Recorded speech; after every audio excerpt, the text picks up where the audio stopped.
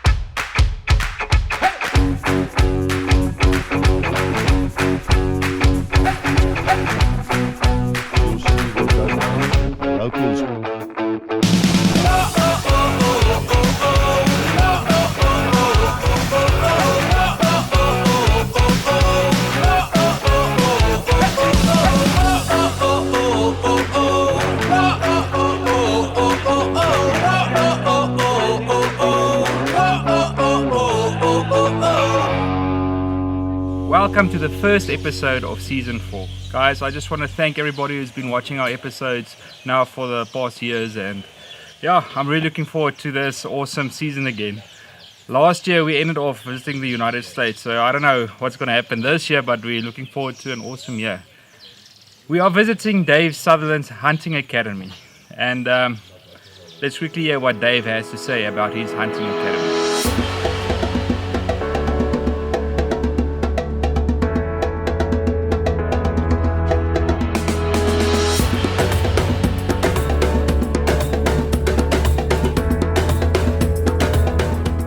I'm David Sutherland. I'm the owner of the Sutherland Hunting Academy in the Falwater area. We have a facility here where we present the nationally accredited professional hunting and hunting outfitter course. The course by us is 10 days long. It includes your accommodation, your meals, your training. The Sutherland Hunt Academy Training Center was designed and built with the specific purpose of African hunter training. The bedrooms, lecture room, and dining room are built to accommodate students in comfort and to maximize the training experience.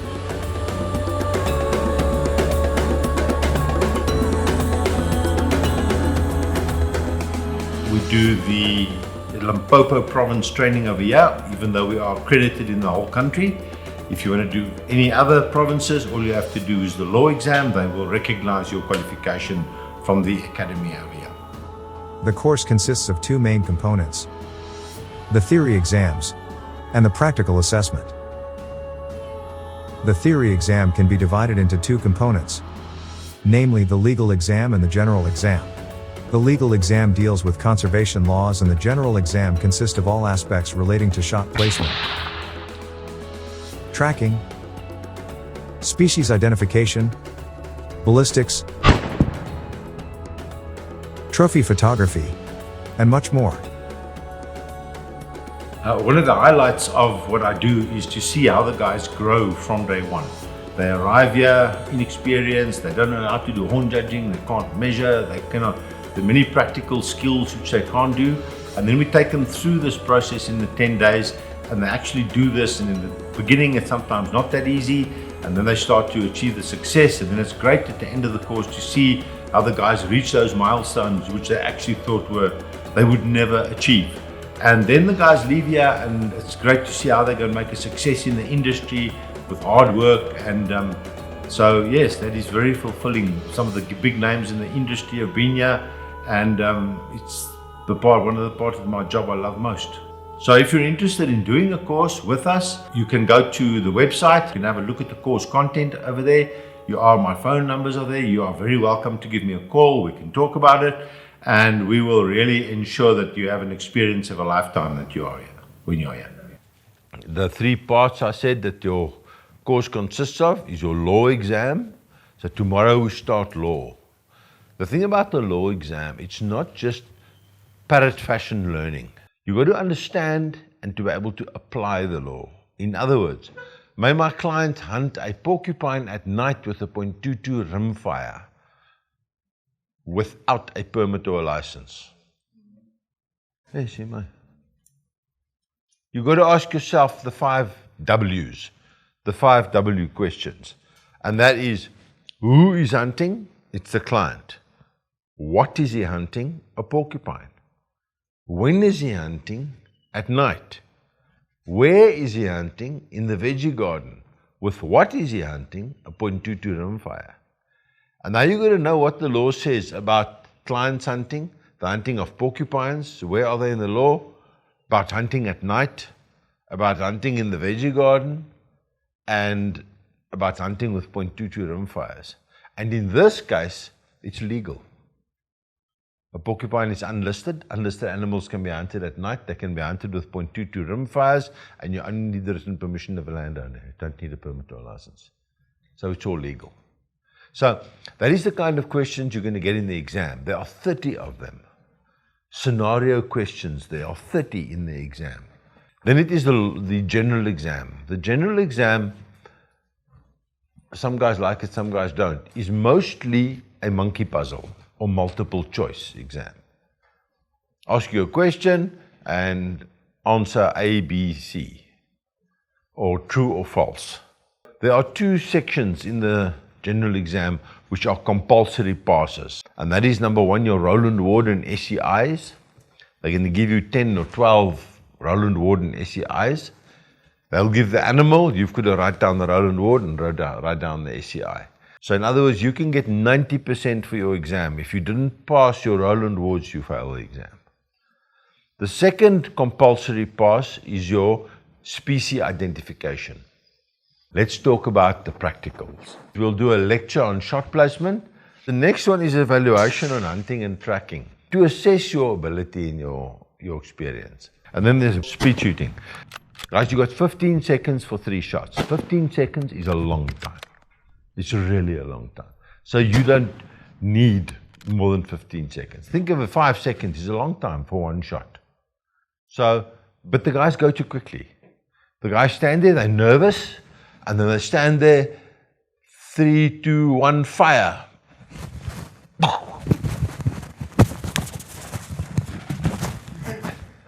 They short stroke and they do all kinds of things. And then they miss, they shoot it in 6 or 7 or 8 seconds, they miss, and they short stroke, and they do all kinds of things.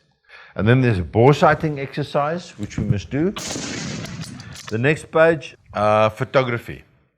This is the only assessment that you do not get a reassessment. Then caping. So, to take the body skin off an impala or an animal is easy. The head is the problem. To slaughter the nose out, the lips out correctly, split the cartilage, split the ears correctly, take it all the way to the tip, cut the glands out correctly, the lips all the way to the edge. So those are the difficult parts. And then the next one is trophy assessment. I just want to talk to you about the policy, the IPPHC policy. And that is for the registration of PHs, outfitters, and dangerous gun. So you're doing a double qualification because there's 2 different permits, your PH and your outfitters. Your PH is the person that guides the client on the hunt in the field. Your hunting outfitter is the person which goes overseas. He markets clients, he recruits clients, he brings clients to South Africa. He provides facilities, conveniences, vehicles, staff services for this client, and he is the one that enters into a financial agreement with the client. You must register as a professional hunter within 1 year of doing the course. 3 years from the date of your permit, you must hunt at least 21 days with overseas clients in that 3-year period. Let's start with ballistics. starting with internal ballistics, what happens within the firearm when the trigger is pulled, and then external ballistics. External ballistics is the trajectory or the flight path of the bullet. What factors play a role there? And then the most important, we'll talk about terminal ballistics. Spoor identification, we're going to do that. Trophy estimation. We can stand here and talk for a whole week and it won't make you any better.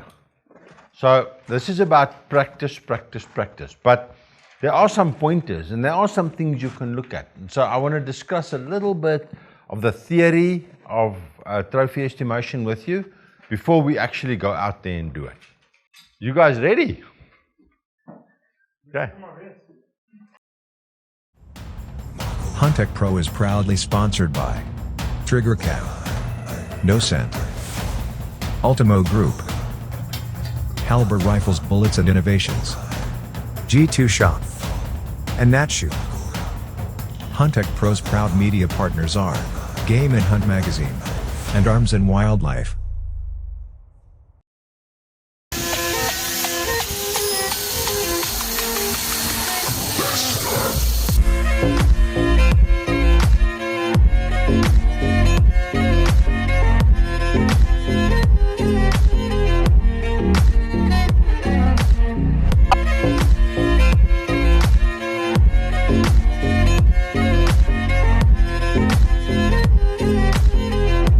Get any and all of your Wild Dog 4x4 products today. Visit www.wilddog.co.za and become part of the pack.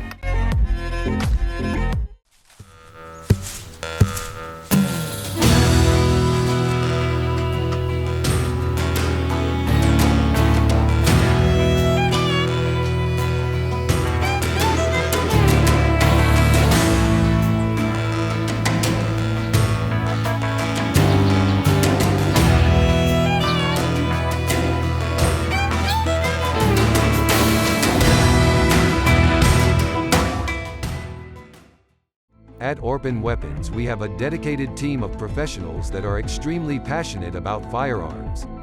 We specialize in custom rifle building, accurizing, customization, repair and general sales of firearms and their related accessories. Each firearm receives our signature attention to detail, met with unique insight gathered through more than 50 years' experience as gunsmiths. We look forward to assist you in your firearm needs.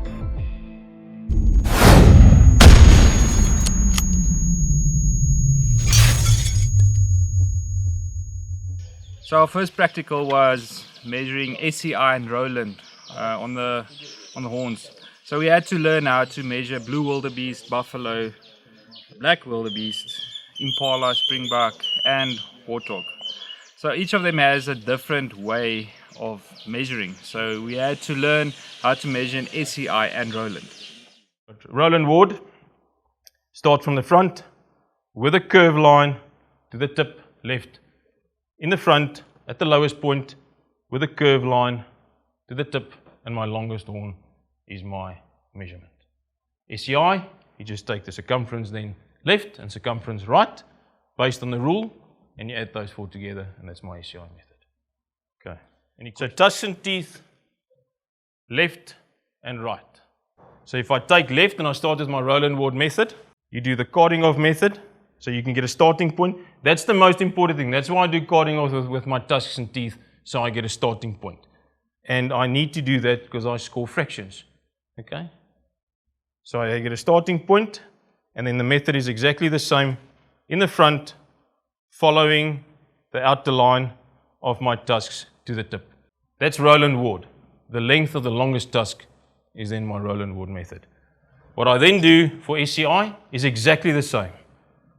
On the same principle left, on the same principle right, what I do now is on my 90-degree axis line, I take my tape or rope and I get a measurement over there, and that is my circumference of my tusk left, like that. Okay, circumference of my tusk left, and I do exactly with my right.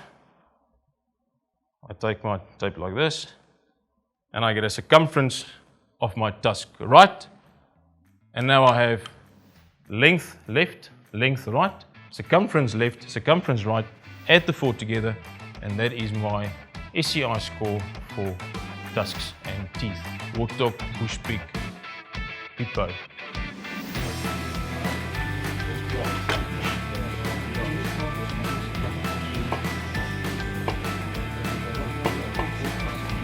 Draai hom net. En dan kan dit maar jou 18 afstand. Dan is dit 2 die by hierdie tel en sê 8 16. Ja, 11 en 8 16. And we had a lot of fun, but with the fun there was also a bit anxious moments that we had with all the practicals. The first practical we did was the horn measuring. That was also a quite tricky one. All the experience that we built up during this thing, the horn management, also the trophy, how to handle trophies, how to handle clients, and all your speed shooting and long distance shooting, all your shot placements. So and we learned a lot during this course. So yeah, it's lucky to be on this course and taking it forward to the next stage. Now we become a professional hunter. So yeah.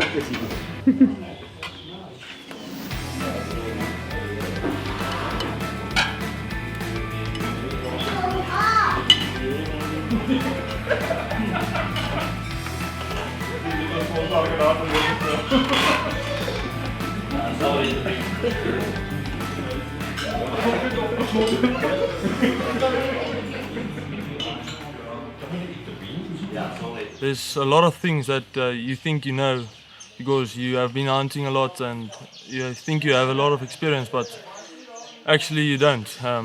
Yeah, they learn you a lot, like horn judgment. You think it's not that difficult because you see it a lot, but in the long run, this is going to help you a lot because they teach you the small things. So each morning we woke up at 5 a.m. and we went out to do our practical at judging the horn length. So it is very easy for me to determine the horn length of an animal if there's ears or something to use reference to get the spread or the width of the horns. But now we had to judge the trophy length on the skull. So you had to keep in mind how big the ears would have been on this animal. So this is something new that we had to learn. The first day I got a 4 out of 20, so my hopes wasn't very high on judging the trophies. But with each day we progress and we got better at judging the horn length. Simple horns, it's better to say what is not simple horns. Your 2 wildebeest, black and blue wildebeest, your buffalo and your spiral horns are not simple horns. Everything else is simple horns. What that means is the horn has a ridged section and a smooth tip. So what do you think wears down first on an older animal? The tips, yeah. So that's one of the first things you can look at on an animal. A simple horn animal is, does it have long tips or not? Guys, be careful of simple horns where the animal's horns has a good spread or width. It's like I always tell the guys, all big impala are wide, but not all wide impala are big. It can have shorter tips. So width on impala, for example, is a good determining factor of age. So on your impala, it could be wide horns, but he's got worn down tips, number 1. And number 2, you have an impala horn from the side, looks like that. Now that one's going to score well. It has a nice deep dish and a nice big curl. This one is not going to score so well. The deep horns always score better. What do you guys use for wildebeest? Guys, the ears. The ears are about 24 inches from ear tip to ear tip. Ear tip to ear tip on a big bull is about 24 inches. And if that's an inch sticking past there and an inch there, then now this is about a 26-inch wildebeest.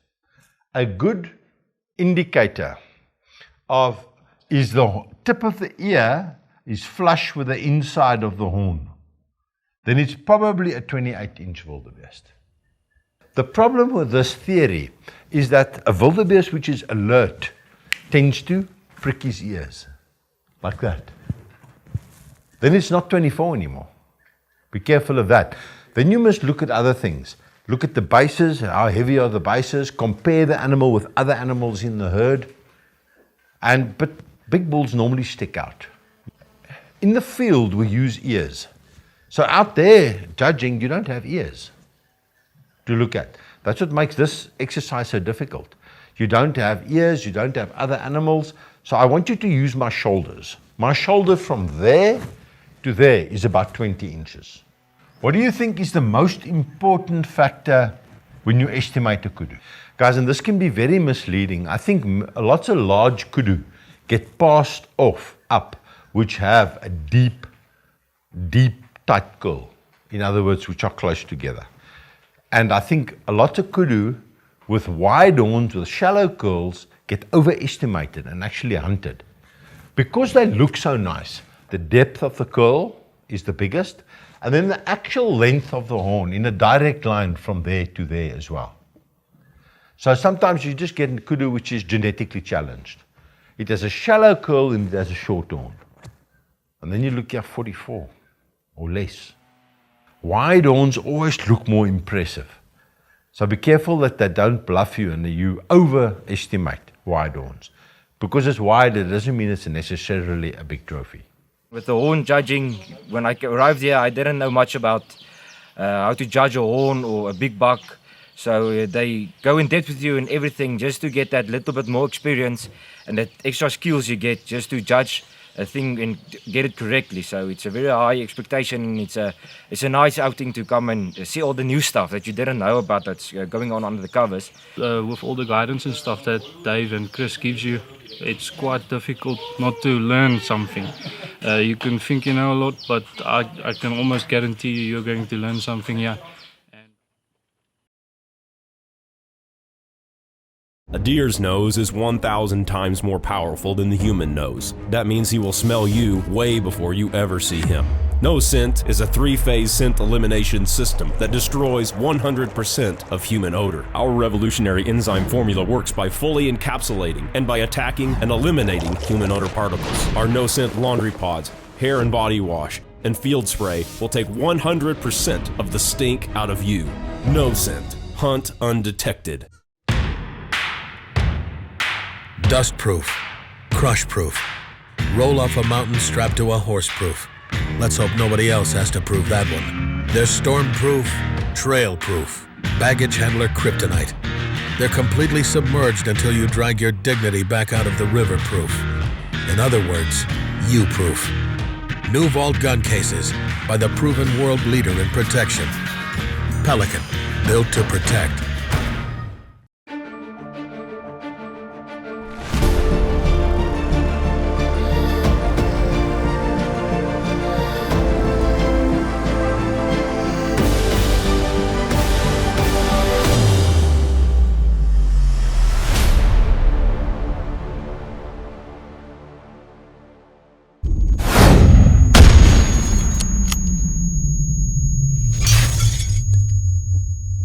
Okay guys, a couple of animals crossed the road over here. So what spoor are these? Have a look, anybody? Yes. Okay, you can see the blunt tracks. The blunt track, this is a young wildebeest over there. And you can often see front leg, hind leg. The hind leg is a little bit sharper than what the front leg is. So they crossed the road over here. And there was a whole herd, a couple of young animals, big animals. And you'll see sometimes it almost fits in a square, rectangle, the spoor. That's how wide it is and how blunted the tips are. But we'll find some. So it's our first morning out in the field, and David is doing the practical now with us with checking the tracks and to see them, how they imprint on soil and all that kind of stuff. So it's really useful tips he's giving us so that we can learn how to distinguish what animals we're after, and also to see if we can identify if it's male or female. It's not that easy, so but we are learning a lot here with David. It's a real awesome experience, and all the guys here are having an awesome time. So yeah, it's a great way for me that's been hunting for a while now to see what all the PHS has to go through to get the licenses, and something that I really appreciate now. So yeah, let's see what else we can find here in the veld this morning. We actually spoke about this in the class yesterday when we spoke about the spoor identification. Remember we spoke about the animals which register the hind leg steps in the front spoor. Yes. So that's right. So here is another one. Look at the hind spoor, look at the front spoor.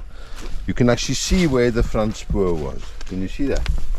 And then you can see the hind spoor stepped in the front spoor over there. So which was the other animal which registers? The pygmy antelope, can you remember? Grey duiker. Right. Grey duiker. There we go. So this is a grey duiker, and that's a good example of how they register. One stepping in the other track. Over there. It was just great to see that what we learned in the past I can use now. So just for David to explain to the guys how to look at certain tracks was great to see. I've been the lucky guy to win the PH course with Johan and David Sutherland's Hunt Academy, and I don't have words for it. Yeah, we started at day one with no mercy, straight to the point, and it's been great. The people here as well, when everyone arrived, it felt like everyone knew each other for years now, and we just carried on being friends, joking around, and I think that's what made this a high point of the whole PH course, is the group that you were with. The course itself, yeah, David knows his stuff. He makes it easy for you to learn, jokes around, so it stays in your head. The rest of the course was basic learning. We were the group that every night studied to late hours, early morning, up for horn measuring. Yeah, so we put a lot of time and effort behind the course to achieve it. Luckily, a few of us did our part and we got through. Some of the others need to do a little bit of a reassessment, but that's no problem. That's a nice thing with David. He gives you those options to come retry if you did not pass in a scenario. So yeah, it's been a great opportunity to meet Johan, David, and the whole team. Okay, Carl, situation is your father-in-law has a game farm. You go to visit your father-in-law for the weekend. He has a game farm with exemption, and he has exemption for bow hunting. You are a bow hunter. So you go and visit him for the weekend, you take your bow along, you get to the farm, say to your father-in-law, "Hey Dad, how's it going?" "No, not so well." "Why? What's wrong?" "Now here's a damn fallow deer, a takbok, which has crawled into my farm and which is walking around here, and I don't want that rubbish on my farm." "Well, can't I shoot it?" "Yes, you can shoot it." "Okay, here's your written permission." He gives you written permission to shoot it, and you tell him, "But where am I going to get this fallow deer now, which is an exotic? Where am I going to get this animal?" He says, "No, you must go to the bottom blind on the farm. When they feed in the afternoons, the fallow deer comes and feeds there. So I suggest you ride down with a tractor and you get off the tractor, go sit in the blind while they're feeding, and the tractor leaves, just wait, the fallow deer is going to come in there." Okay, so you do that. You drive down with your bow, with the tractor to the feeding spot. While they're busy feeding over there, you jump out, you get into the blind, and the tractor leaves. You can still hear the tractor in the distance, and this big fallow deer walks into the blind, starts feeding on the lucerne over there, and you shoot it with your bow. Runs a little way, falls. Was it a lawful hunt? Yes. Why? Well, he's got exemption. He's got exemption for bow hunting. It's an exotic. You only need written permission to hunt it. So was it lawful? Yes. No, it was illegal. Why? May I hunt a wild or exotic animal with a bow and arrow?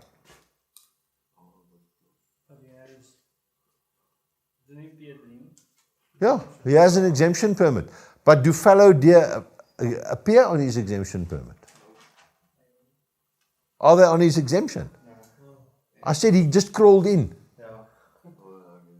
So is it covered for bow hunting? So it was unlawful to use a bow, because you may not use any You may not hunt any wild animal or exotic wild animal by means of a bow and arrow. So the hunting of the fallow deer was lawful. So if you hunted it with a 243, it would have been lawful. But you were not covered for bow hunting by the P3 exemption because fallow deer do not appear on your exemption. Got you. So if the farmer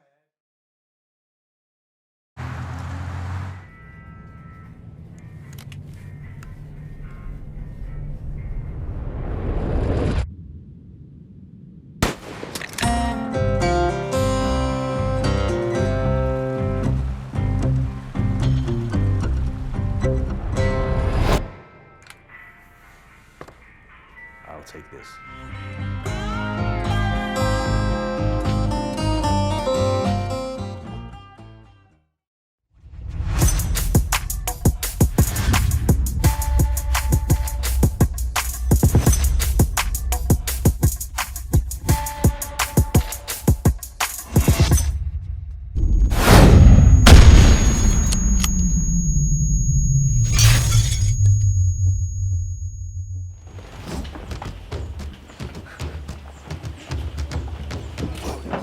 Dis 12, 27 en 'n half. Ja. Huh? Trophy kok hierso. So last night we learned about how to do the skinning and the caping of every animal, and just to see how big of a job it actually is, just to do the stuff right and at the end of the day you get a nice trophy. So we are doing our practical today just to see how everything goes. So yeah, it's a quite difficult task, but let's see how it goes. It's quite a task, but we're getting there. And now I see around the lips and the inside of the mouth, it's quite hard. Hopefully we pass it. Nou, lyk dit reg. Sample? Ja. Jy moet net daar so los my. Waar? Yeah, I think this is a part where lots of our trophy hunters, or not our trophy hunters, but normally we drop off the animals at the skinning shed and we leave the animals for the skinners to take care of. But now because we have to learn how to skin the heads, something that you will learn to appreciate next time you go out to the field. So the videos that David showed us in the session we had about caping and skinning, we did learn a lot. Yeah, now it's in practical that we have to take that we learned, put into practice. So let's see how we're gonna perform with the skinning part. We're practicing on a sheep, but it's probably the same thing. It has horns, small ones, you can see there. But yeah, it's difficult. It's not easy. It's difficult. It's a lot harder than it looks. We studied last night, but the video and what we're doing is a lot different than in reality. So let's see how it goes. It's an honor to know how to do it, and also the skinning people when it is the part for your skinners while you are inside the field, so that you can know what needs to be done and what must happen. So like you guys have heard, the caping wasn't one of the easiest stuff that we had to do, and with my luck I took the sheep's heads with the most fat on. I brought along with my Havilon knife, and it has a scalpel blade on it, but it bit me on the ass. So I had to cape my sheep head again because I cut a few holes in the cape. But that is how David wanted us to learn how the animals must be caped. So when we get on a farm and the guys don't know how to do a full mount cape or to cape the skin loose from the head, we can show them how to do it. Okay guys, you're going to do a warthog for your trophy photography. So remember, just apply the basics we spoke about in the class. The position of the animal, slightly quartering towards is always better. Clear foreground, have the client in relation to the animal, not too small, not too big.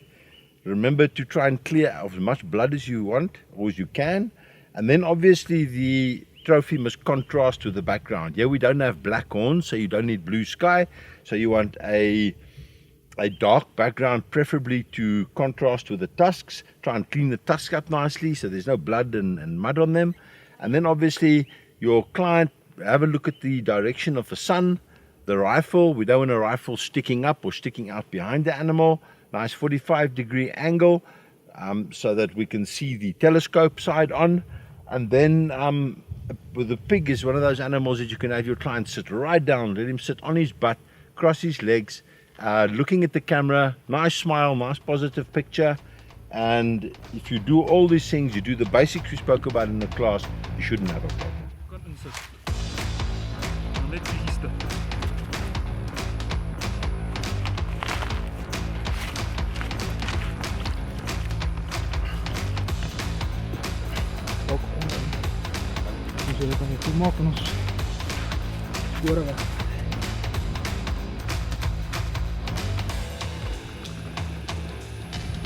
It's very hard to just place your animal in the right position to take a photo, and with the sun and everything that plays a role.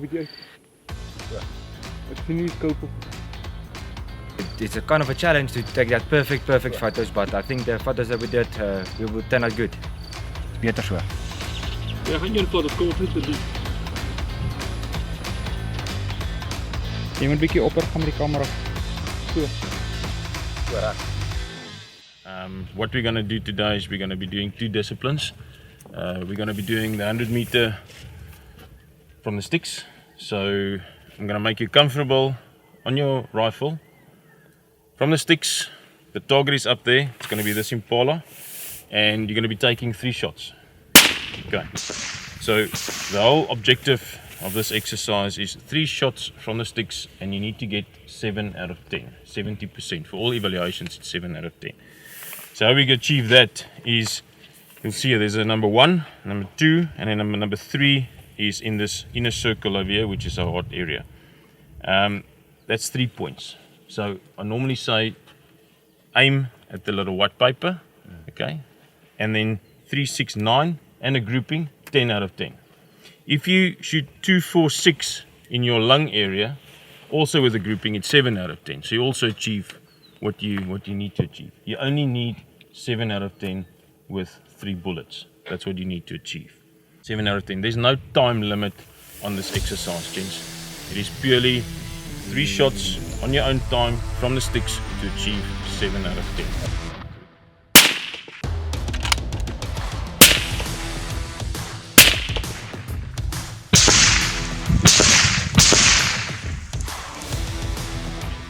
Okay guys, I'm not shooting with my own gun here, so yeah, it's a bit trickier than normal, but if you use the reference points like they showed, I think I've got 1 in the block and 2 above, so let's go see. And then he had 2 lung shots over there, so it's 3 and 4, that's 7. Grouping is quite lenient, it's about 3 inches, so 7.5 centimeters, so we're quite lenient on that. If you have a look there, your furthest one, 6 centimeters, so it's a grouping as well, so it's 8 out of 10. Well done. Good shooting. No, the white paper.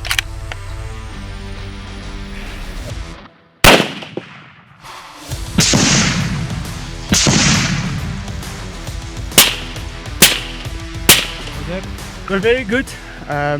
For the shoot of other rifle is good. The nerves is coming up.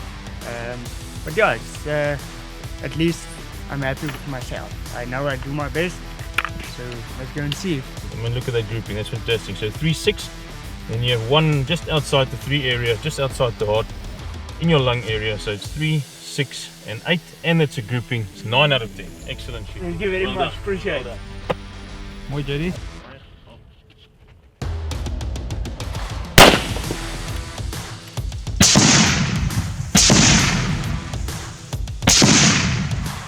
Well, it's always a hassle, you know, to deal with the nerves. You can have as many experience as you think you have, but yeah, it's always difficult to get that butterflies, you know, flying in a row. That's the key to it. But I think it went alright.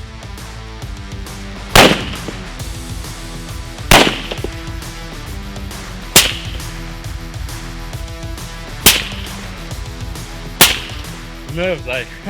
I can't describe it. Most stressful shots of my life. Shots felt great. Unusual shooting a 308 for the first time, but let's see what we shot. give you, there's a few on that line there, Ron. I'm going to give you the benefit of the doubt of the one there, which is on the 3 line, which is good.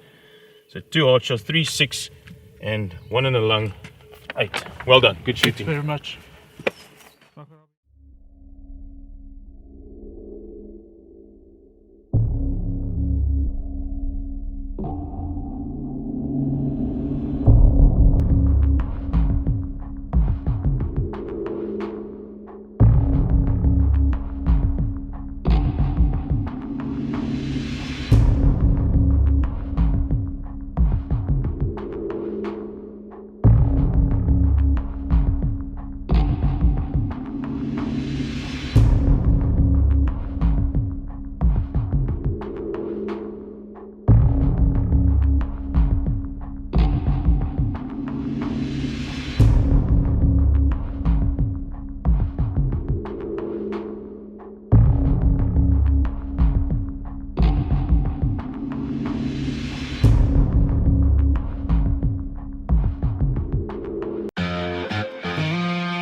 Magnum Archery, your partner in tournaments, hunting and anything to do with a bow and arrow. We offer a bespoke string building experience and can service any brand of bow there. We are here to supply you with all your archery needs and keep you up to date with the latest technologies and trends. Bow hunting and target archery, this is our game.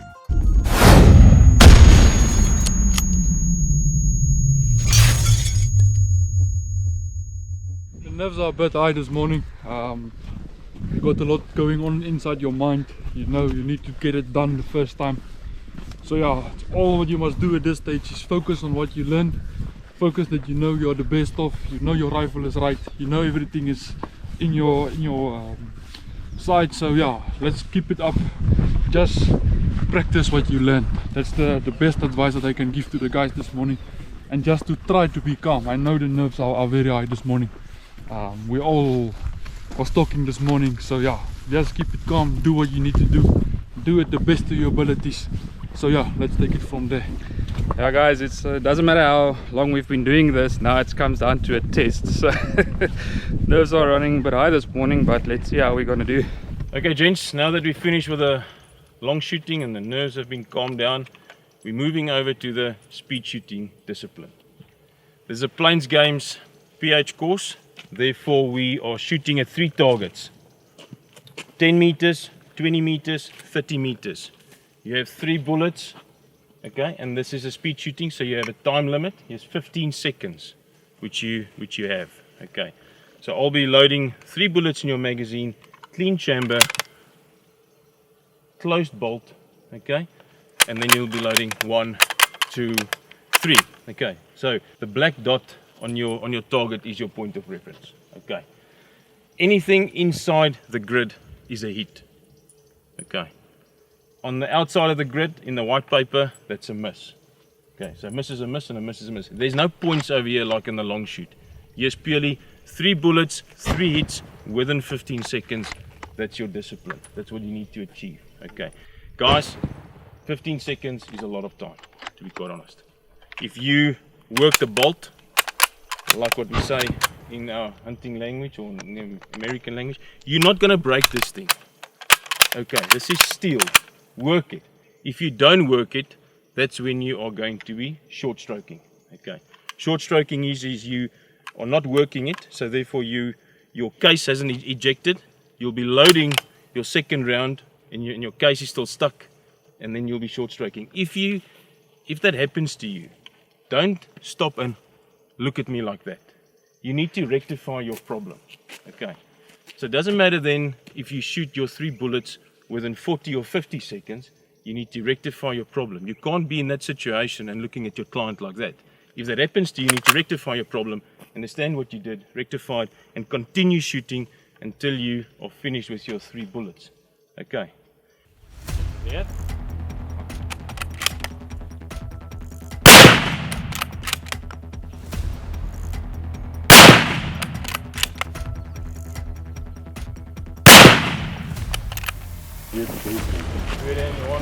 Is die normaal? Excellent, weer 'n boel. Mooi, mooi, mooi. So guys, I was right. Third time lucky. Hopefully my time was right, so I hit all 3 targets this time. So hopefully third time was a charm. No, Chris, just want to say thanks. No, excellent shooting. Like you said, on your second round, third time lucky, so you did it on your third round. But that's all that matters. Okay? Breathe and enjoy. Are you ready? Go.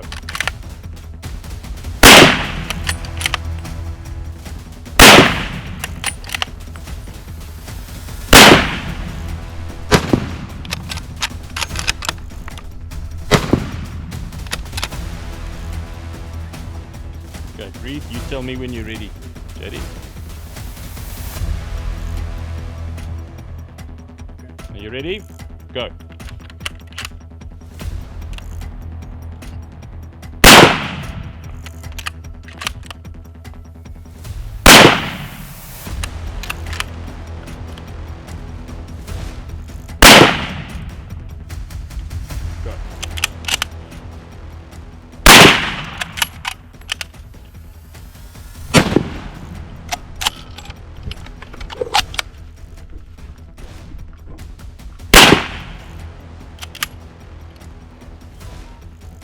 Is je gereed? Ga.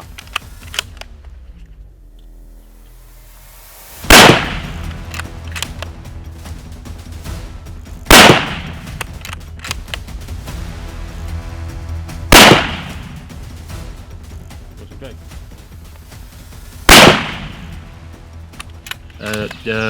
The difficult part is, I'd say for me, was the speed shooting.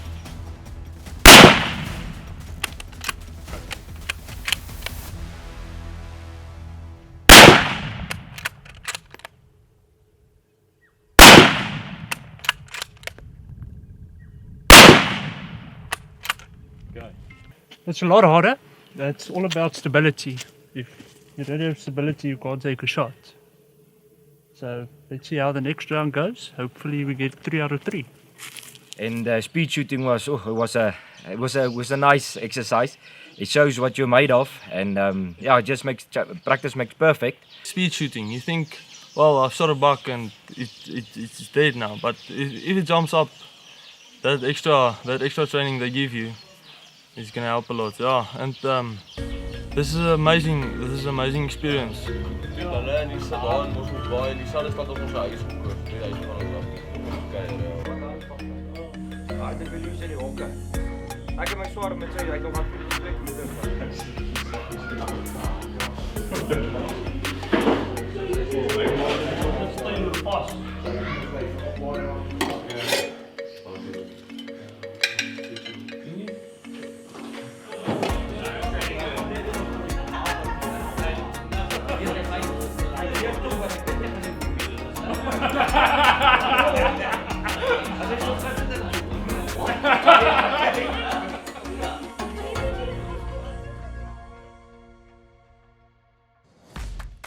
Oberholzer Taxidermy strives to portray your hunting trophies in as realistic a state as possible.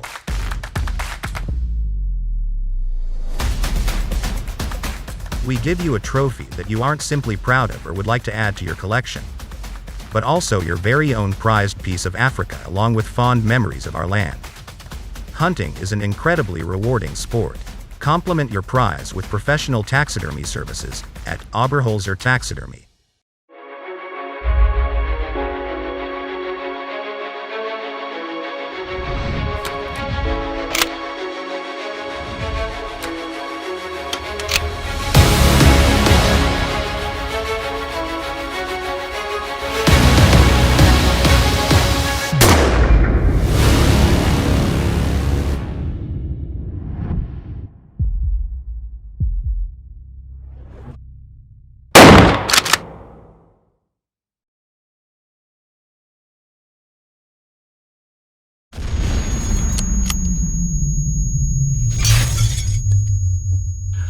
So this is what the whole course has led up to. This morning we have our first exam that will be law. This is what David has been trying to drill into us since we got here. There's a lot of stuff that we have to keep in mind that goes with the law, and it's because that's why everybody's so nervous about it. But yeah, we're a little bit nervous this morning. We're gonna go through all our work again and just try to refresh our minds so that we have the law in our heads when we write this exam. Today we are more on our nerves than ever due to the 2 exams that we have to pass. The one is the law and the other one is our general exam. This morning we're writing our law exam, so quite nervous for that. But everyone studied hard, so hopefully it goes well. Yeah, so this morning we come down to reality now. Going to write the tests about the law, also about our Roland Awards and ACIs. So yeah, hard work during this 10 days. We are now down to where we must actually put on paper what we learned and what we want to achieve in the future. En julle gaan eers die wet skryf en dan die algemeen. So ons geen kyk op selfone nie asseblief, geen stukkies papier nie, enige stukkie papier wat voor jou lê, gooi hom weg. Okay, en dan geen gebruik van selfone nie asseblief. Okay. So ons gee vir Jan asseblief die samewerking wat julle vir my gegee het. En baie sterkte. Ek dink regtig baie druk op julle gesit en ek dink julle is goed voorberei. Okay. So yeah, this morning it's crunch time. So everything that we learned during the week and everything that Uncle Dave told us what to do and how to do it, and now we must put it on paper. So everything, all the SCIs of all the animals, the spoor identification, all the big exam now is the law that we are writing. So we put in a few hours to study all the study material that we have. So all the boys was up late trying to do our best just to study it, but I think it's going to be fine. So yeah, we will see how it goes and hopefully for the best. All the law stuff, the scenario questions and stuff like that we're doing today, and I'm not gonna lie, Dave put us through our paces. So with the scenario questions, I think we have it, but it's down to the definitions that we need to learn, and what is a weapon and stuff like that we learned through this whole week, but we'll see. Yeah, law exam is a bit difficult, but I think David did a very good job to try to learn us, and we studied really hard, so we will see how it's going and just hope for the best.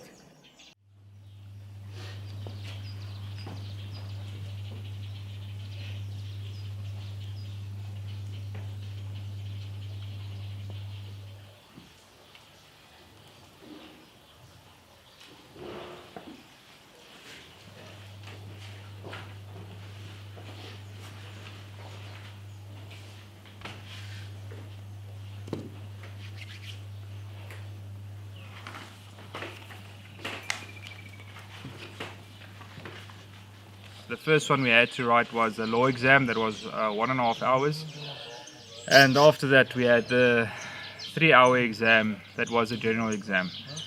So this was the whole 10-day course had boiled down to this moment. En ou kan dit in een opsom, in een woord. En dit is attitude. Julle attitude is reg. Ouens, dis niks om iets nie deur te kom nie. JD, dis niks om iets nie deur te kom. Ja.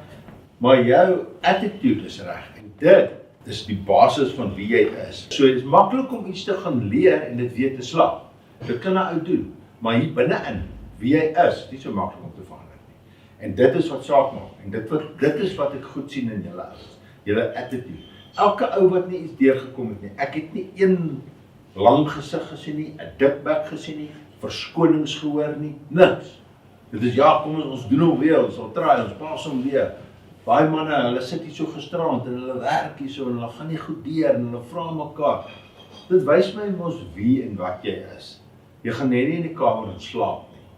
So regtig, dit is 'n pleintjie vir julle attitude. En ek het 'n pastoor gehad in Nelspruit en hy het altyd gesê your attitude determines your altitude.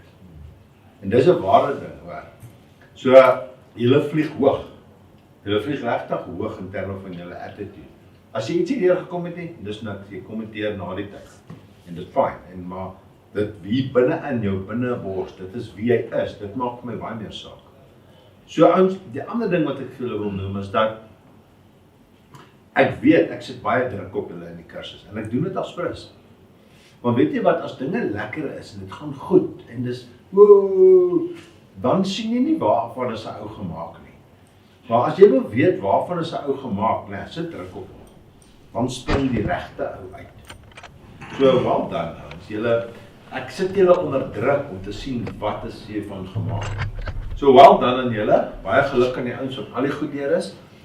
Wees trots op jou sertifikaat. Jy het hom verdien. Jy het hom nie verniet gekry nie. I don't care who you are en wat jy is nie. As jy iets het deurgekom het, jy hom deurgekom het, jy hom oorgedoen, as jy hom oorgedoen het en jy het hom geslaag, dan ek my stempel op jou gaan sit en sê, hierdie ou is bevoeg. So ek is heel tevrede om daai manne wat daar lê, hulle sertifikate te gee, want hulle is bevoeg. Hulle verdien hom. En niemand het iets verniet gekry.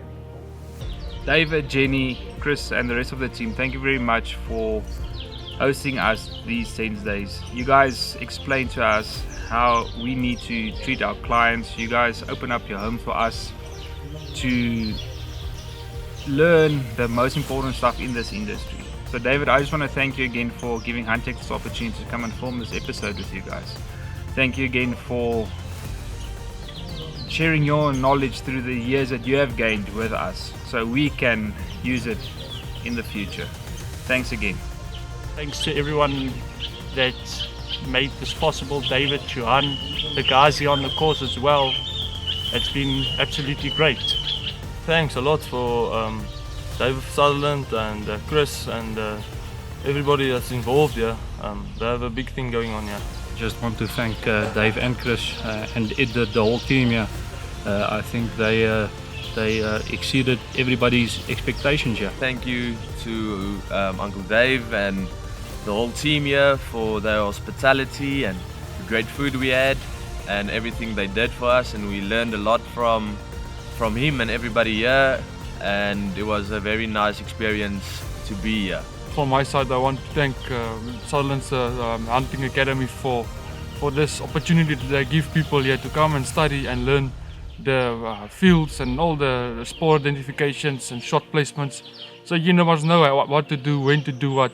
So yeah, it's quite interesting, and I will recommend it for anyone to come on this course and come and do this, get the experience, and never stop. Always keep pushing and keep on going, and always pick your head up. And remember, you can do this. Thank you. To watch Huntech's episodes or to find out more about their sponsors and destinations, visit their website and follow them on their social platforms to stay up to date.